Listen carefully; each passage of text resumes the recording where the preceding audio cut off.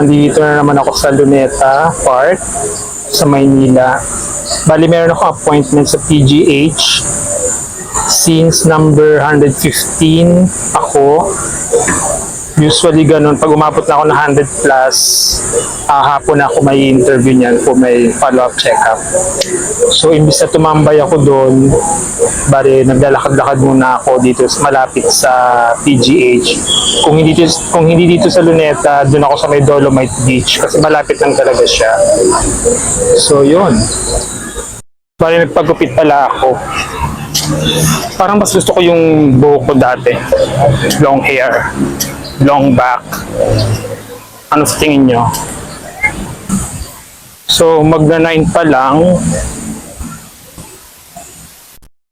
Medyo iinit na siya mamaya. Pero ngayon pinapawisan na ako, kakalakad. Okay lang. So, maglakad-lakad lang muna tayo. Punta natin itong fountain. Last time yata hindi ito naka-on or hindi nila pina-under itong fountain. Puntaan natin.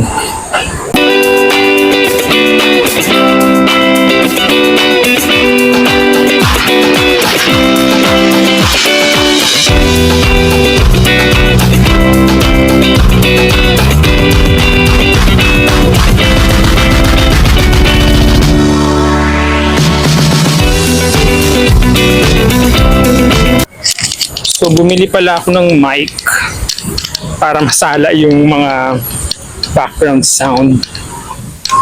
So, para ako lang, boses ko lang yung naririnig nyo.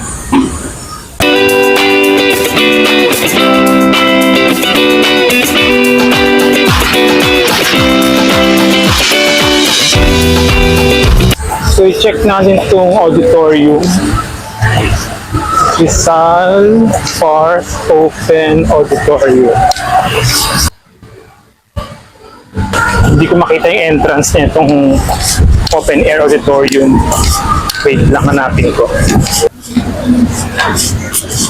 So nakasarado yung gate niya. Bali, pakita ko lang sa inyo kung ano yung loob ng auditorium. Open air auditorium ito.